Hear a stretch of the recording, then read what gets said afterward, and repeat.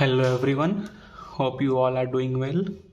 So, today we are going to discuss topic 7 of the ecology part, that is greenhouse effect and global warming. That is greenhouse effect and global warming.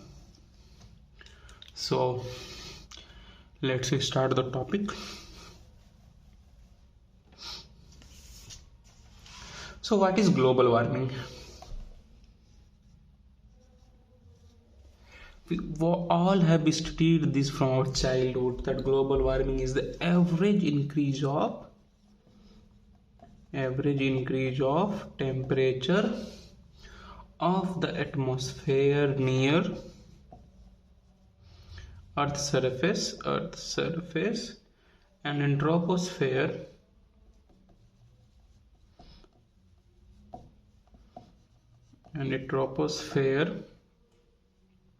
which can contribute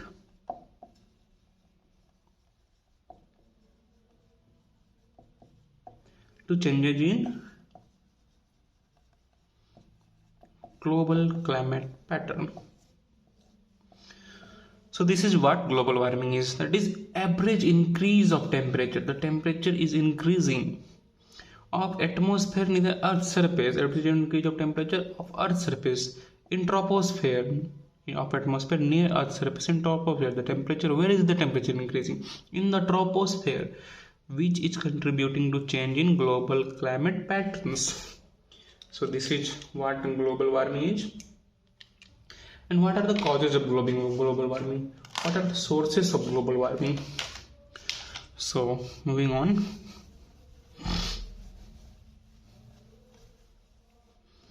Major causes of global warming. We have got two causes, that is man-made causes and natural causes. Man-made causes are also called anthropogenic causes and natural causes. So man-made causes, we all know that is very common causes, that is deforestation, use of vehicles, high use of vehicles in recent times, CFCs, agriculture, overpopulation. So these all leads to global warming, and these are the major causes of global warming. And natural causes are volcanoes, water vapor, melting permafrost.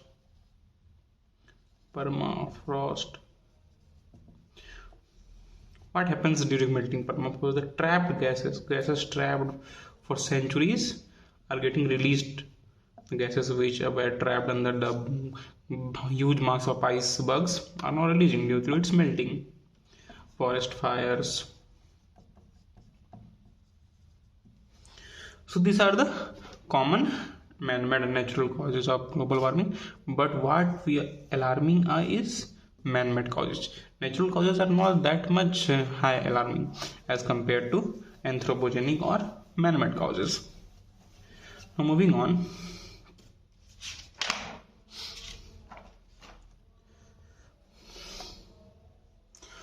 Global warming. How global warming? What leads to increase in temperature? What leads to increase in temperature? That is greenhouse gases.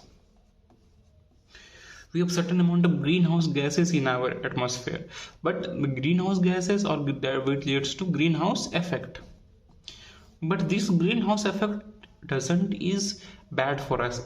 This is what makes life possible on earth, because without greenhouse effect the temperature of earth would be minus 19 degrees Celsius, but with greenhouse gas effect it has come to 15 degrees Celsius average temperature of earth, which made life impossible. So what happens in this greenhouse effect?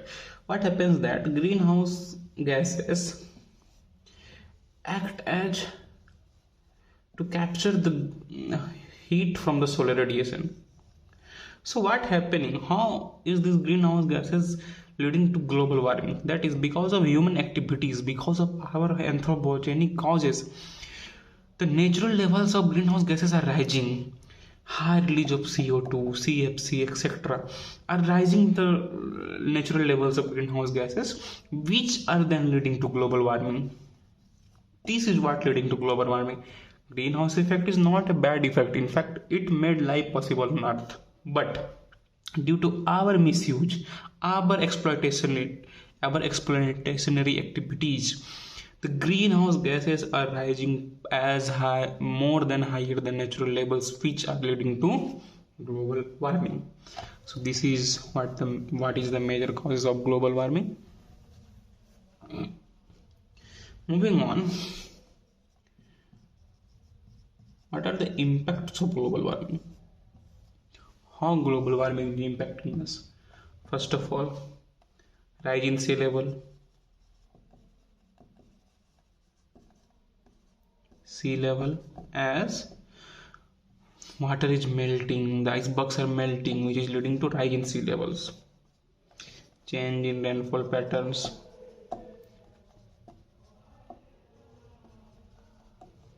As we know, pressure is highly dependent on temperature. High temperature, low pressure, low temperature, high pressure. So change in Earth's temperature is changing the pressure belts of our Earth, which is leading to change in rainfall patterns. Increase of extreme events. The heat waves, floods, hurricanes, etc. As we discussed earlier, melting of ice caps, widespread vanishing of animal population due to habitat loss.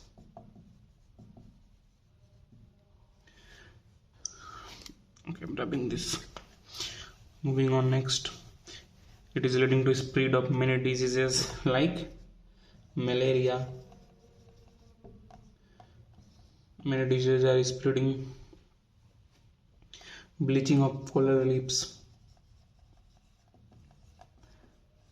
as coral reefs are very much sensitive to temperature changes. A 1 degree or 2 degree change in temperature can lead to its bleaching. It leads to coral reef stress, which leads to bleaching. So that is how global warming is affecting. Loss of planktons, that is phytoplanktons and zooplanktons, due to rising in sea level temperature, sea surface temperature. So this is how global warming is majorly affecting us, and hope you all understand this. Moving on, what is greenhouse effect? As I have talked earlier too, in global warming, it is naturally occurring phenomena that blankets the Earth's lower atmosphere,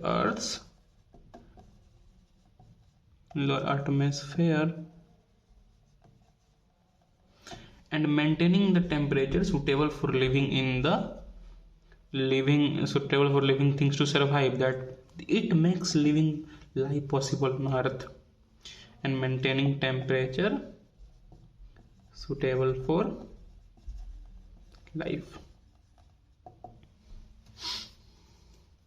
Absence of greenhouse gases, the average temperature of Earth will be minus 19 degrees Celsius, but with the presence of greenhouse gases, it is 15 degrees Celsius. Without greenhouse gases, Earth would be totally frozen. So this is what greenhouse effect is. As I have discussed earlier, some major greenhouse gases are water vapor. What greenhouse gases do? They absorb, and they are natural and both anthropogenic. They absorb and emit infrared radiations. Absorb and emit infrared radiations. The infrared radiations coming from sun are absorbed by it. They stop infrared radiations to escape the Earth and makes a blanket with good temperature to live on. And water major greenhouse gases: water vapor, CO2, CH4, methane, N2O, nitrous oxide. We have got fluorinated gases like HFC, CFC, PFC, SF6, etc. We've got black carbon or soot.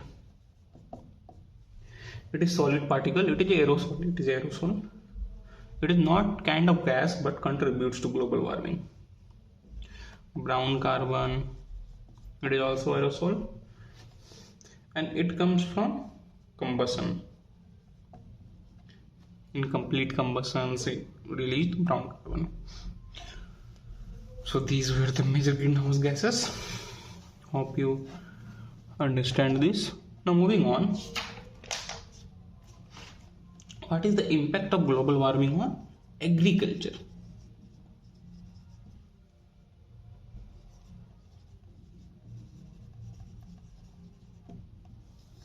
How global warming impacts agriculture? We have got both negative and positive impacts. You all will be surprised what are the positive impacts. We will discuss it.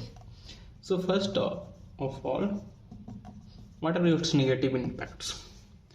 We all know that is reduction in productivity. One example I have discussed in earlier lectures also, that is drop 10% drop in wheat yields in 1% rise of temperature, 1 degree Celsius rise of temperature. When temperature rises for 1 degree Celsius, it leads to 10 degree drop in wheat yields to 1 degree Celsius rise from average temperature. And overall crop yields leads to loss of 30% due to global warming. Quality degradation,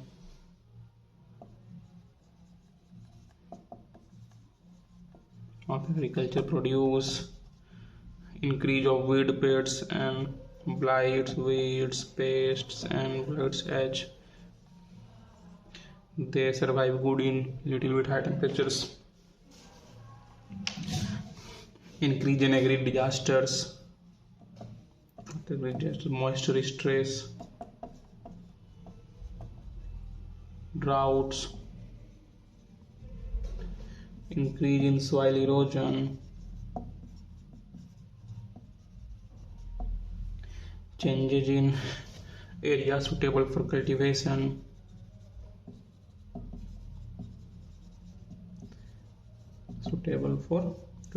as the areas after rise in temperature didn't remain as much as cultivable as it would be before.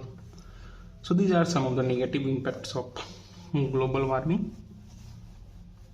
Moving on, the surprise part.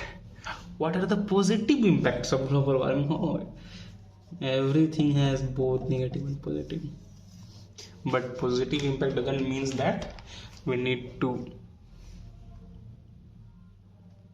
But the positive impact doesn't mean that we need to support global warming. We need to control it. Some crops productivity is increased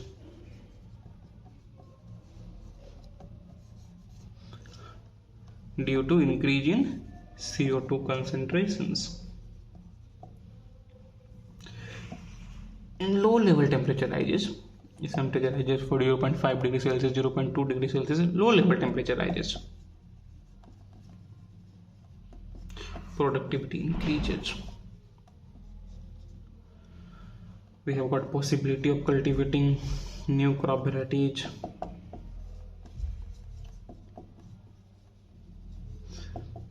New crop varieties, as in changing temperature can suit the new varieties to produce. It can extend, can get extended growth period. Reduction in heating cost in protected cultivation. As we know, in protected cultivations we need to use air conditioners to get suitable heat, but when the normal temperature is light, we do not need that so much of preparedness, as this will lead to reduction in heat cost in protected cultivation. So these are some of the positive impacts of global warming, but this doesn't means that we need to support global warming. We need to control it, as the positive impacts are few, but the harmful effects are many, many, many, many.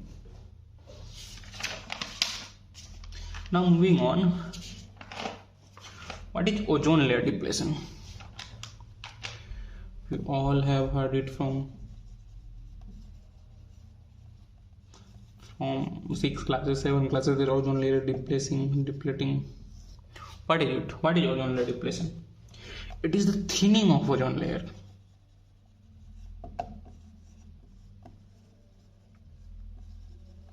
Ozone layer present in upper atmosphere, that is stratosphere. This happens when chlorine and bromine atoms in atmosphere come in contact with ozone. They come in contact with ozone and destroy the ozone molecules. When they come in contact with them, they destroy ozone molecules. One chlorine can destroy 1 lakh molecules of ozone. You can see how much bigger effect the chlorine and bromine atoms do to it. So what happens due to exposure to high chlorine and bromine atoms in the ozone layer is that the destruction becomes high and regeneration is low. So destruction exceeds regeneration. That's why the ozone layer starts becoming thin and thin and thin. That is what we call ozone layer depletion. So where these chlorine and bromine atoms we get from? So causes of ozone layer depletion, that is CFCs from ACs and refrigerators. Unregulated rocket launches,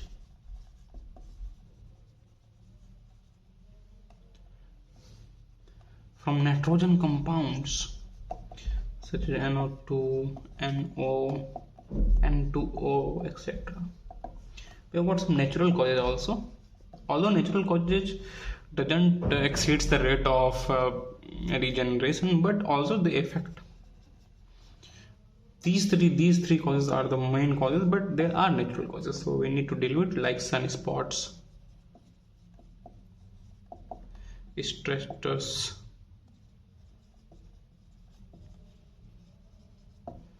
stratospheric winds, volcanic eruptions. As I have talked earlier, that they only lead to 1 to 10% of total ozone depletion. Rest of all 98% comes from these causes, these anthropogenic causes, and only 1 to 2% from natural causes.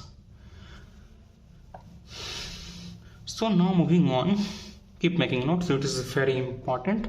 The notes which you will make by your own self after this course, at the completion of this course, will be the brahmastra of your preparation.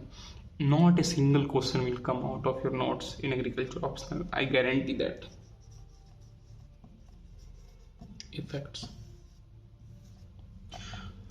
First of all, on human health.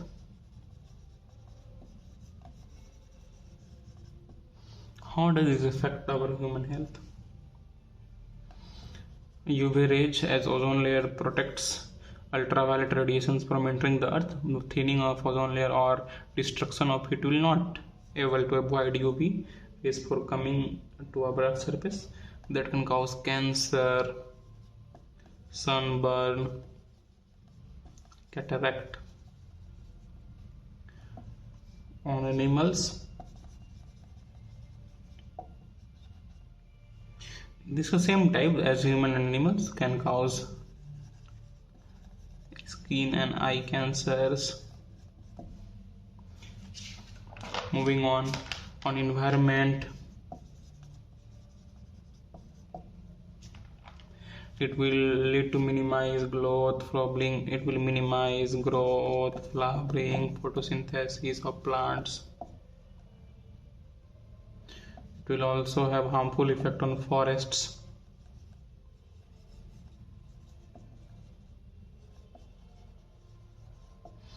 On marine life.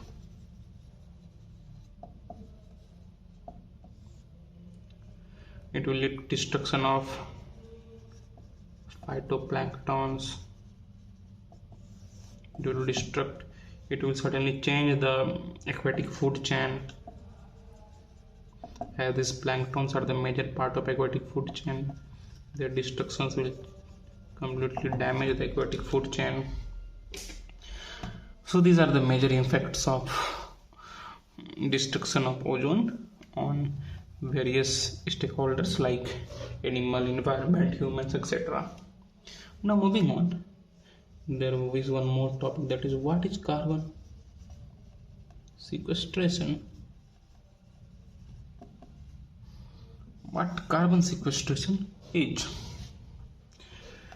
Carbon capture and sequestration is the process of capturing waste carbon dioxide. Waste carbon dioxide is captured from large point sources such as fossil fuels,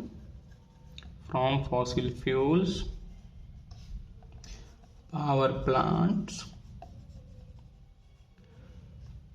and transporting it to a site.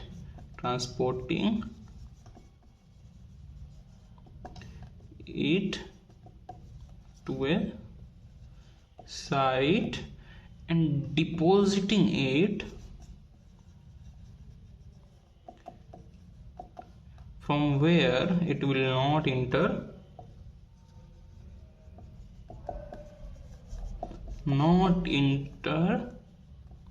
in atmosphere. Normally underground geological formations. So what is carbon sequestration? The waste carbon CO2, the waste generated from thermal power plants, from fossil fuels, that is waste CO2 generated from thermal power plants, fossil fuels, are transported to a site and deposited where it will not enter in the atmosphere again. That is underground geological formations. This is what carbon sequestration is. We are capturing the waste carbon and depositing into a place in underground geological formations, like deep under the soils, so that it cannot come out. So that what carbon sequestration is. So importance of carbon sequestration.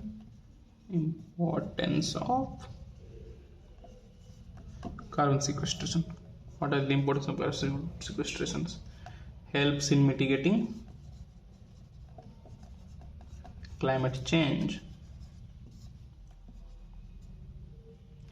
Less carbon, less heat, and hence no global warming.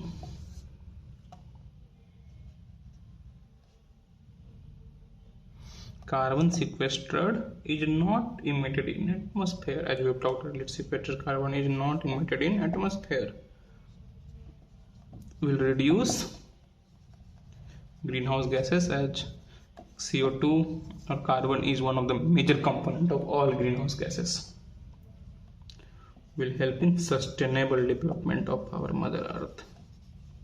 Sustainable development. So this is what are the importance of carbon sequestration. This is how it will help us.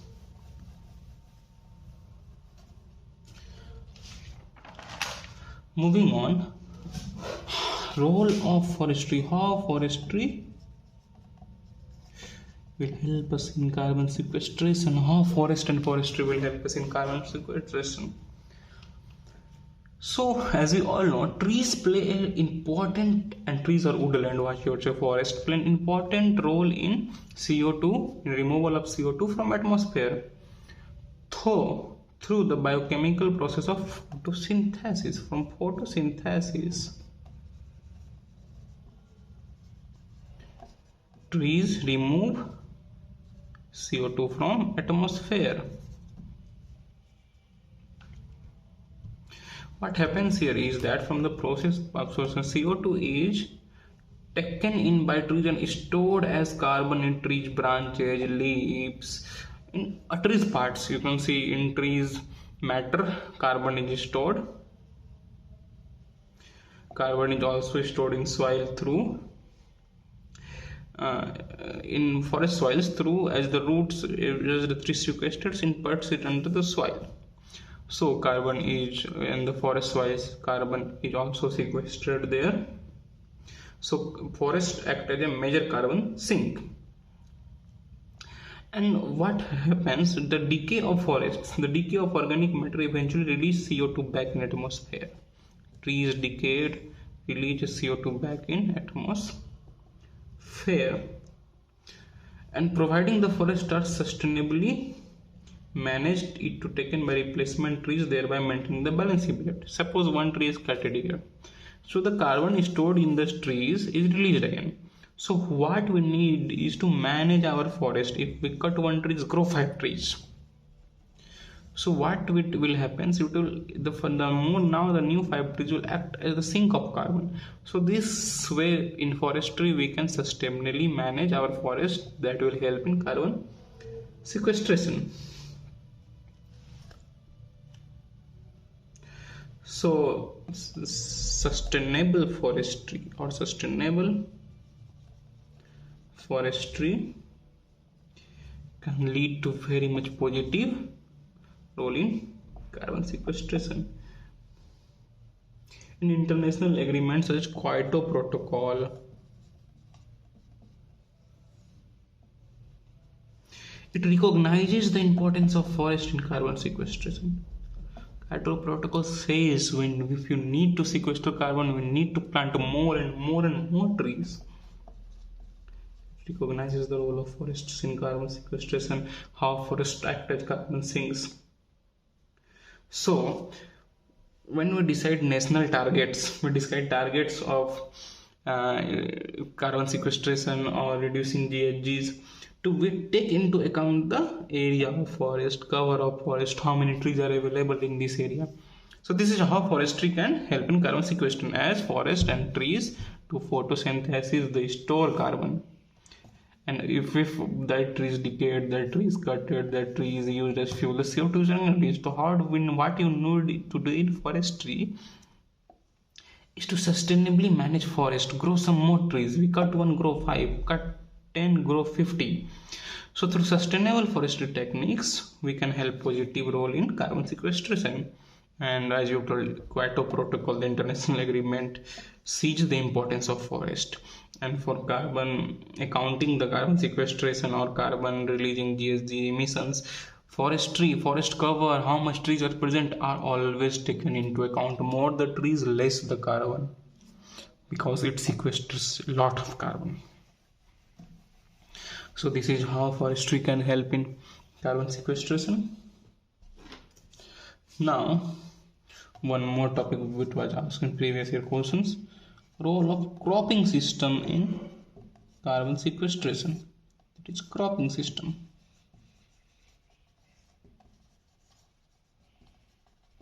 How do cropping systems can help in carbon sequestration? The SOC, soil organic carbon, addresses carbon mitigation with increased soil health and agricultural benefits. High SOC, that is high soil organic carbon, helps in mitigating carbon, as there will be high carbon in soil, less in atmosphere. So we need to increase SOC, as SOC can sequester carbon, soil organic carbon, what SOC is. So how will you increase SOC? By flowing methods. We will reduce soil erosion. We will practice no-till farming, conservation agriculture. What we say? We will practice crop rotations.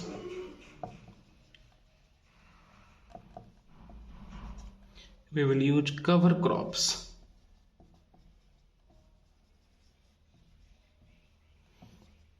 Proper nutrient management.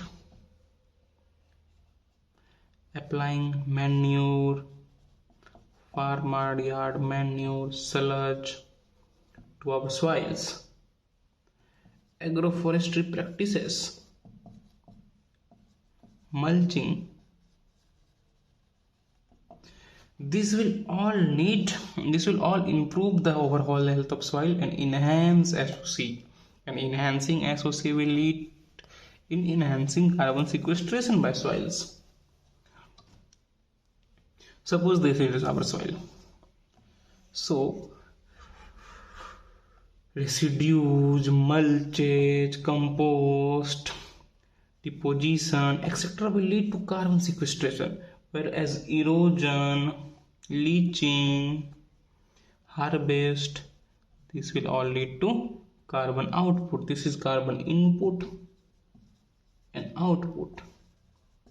So we need to develop practices so that input is more, output is less. So that we need to improve our soil organic carbon by keeping our soil healthy and applying practices as we talked earlier, reducing soil erosion, cover crops, nutrient management, agroforestry practices, mulching. These are the major practices to improve our SOC. So that was all for today. Thank you. For any queries, comment. If you like it, please press the like button and subscribe and share it. Thank you. Have a nice day.